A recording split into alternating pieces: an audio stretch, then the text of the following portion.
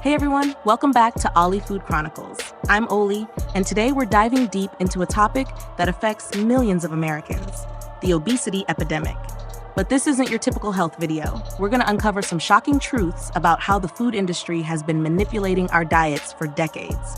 So grab a healthy snack and let's get into it. You might think that America's obesity problem is simply due to people making poor food choices. But what if I told you that there's a much darker force at play? Today, we're going to expose how 4 major food conglomerates have been using high fructose corn syrup to fatten up the nation and line their pockets. Let's start with a startling statistic. In just a few decades, the obesity rate in America has skyrocketed by 42%, making it the highest in the world. How did this happen? Well, it all goes back to the late 1960s, when President Nixon took office.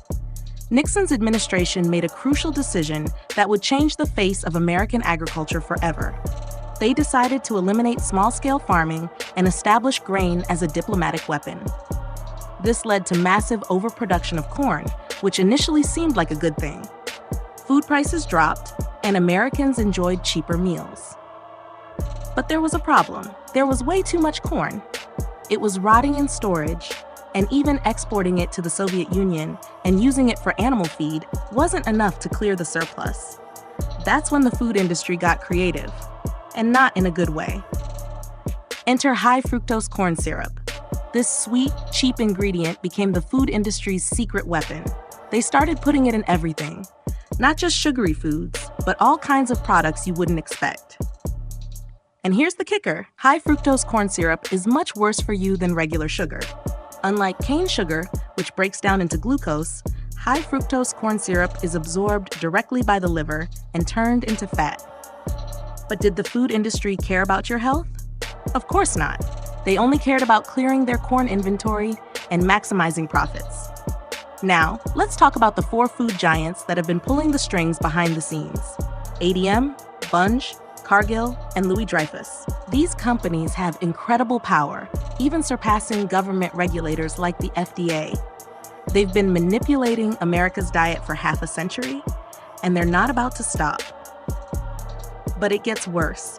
The food industry didn't just quietly add high fructose corn syrup to everything. They actively worked to mislead the public about nutrition. In a shocking move, they even bought off Ansel Keys, a prominent heart disease researcher at the time. Keys published flawed research claiming that fat was the primary cause of heart disease, completely absolving sugar of any blame. In reality, sugar is the real culprit.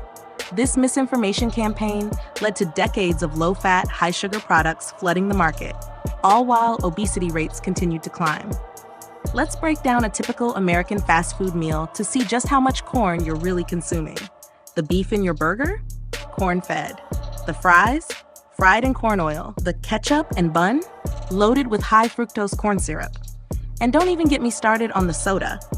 It's practically liquid corn syrup.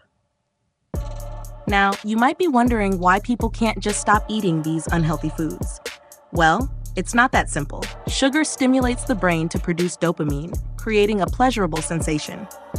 Excessive sugar consumption can even suppress hormones that signal fullness, leading to constant hunger and overeating. The food industry knows this, and they've capitalized on it. That's why we've seen the rise of supersized portions, giant sodas, and increasingly sweet desserts. It's all designed to keep you eating and buying more. The results have been catastrophic.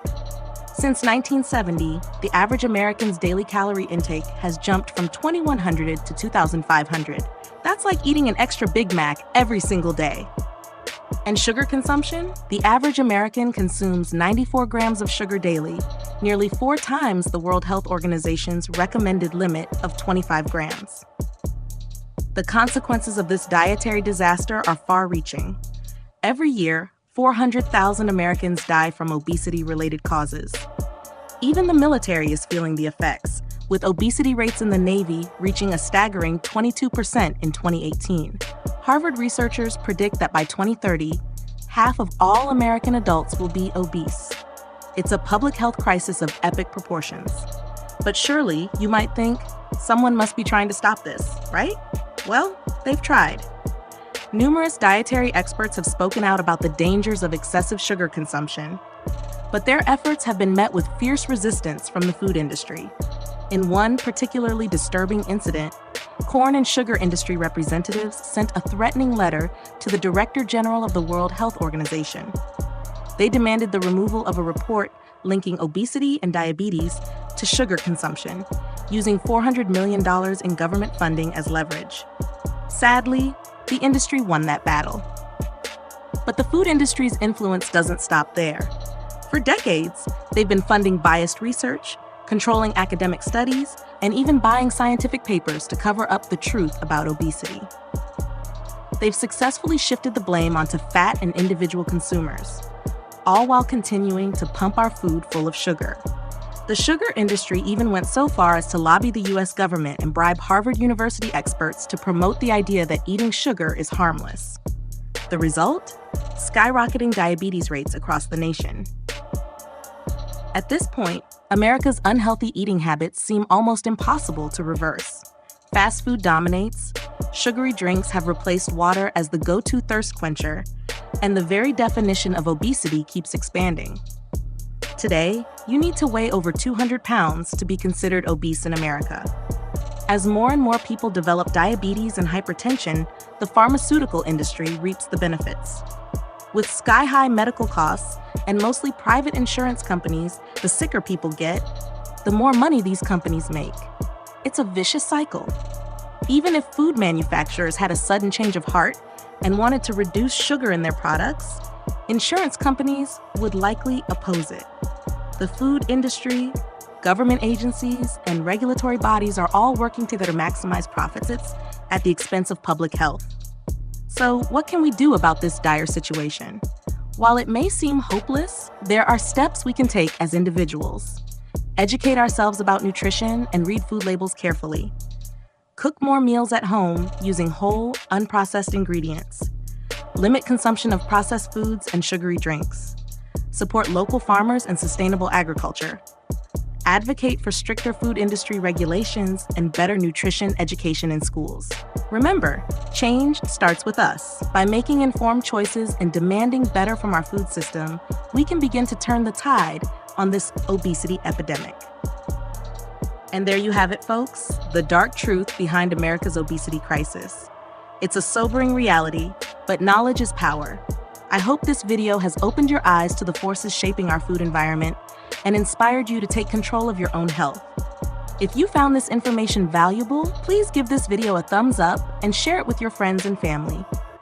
The more people who know about this issue, the better chance we have of creating real change. And don't forget to subscribe to Oli Food Chronicles for more eye-opening content about the food industry and healthy living. Leave a comment below with your thoughts on this topic. I'd love to hear your perspective. Until next time, this is Oli reminding you to stay informed, eat well, and take care of your health. See you in the next video.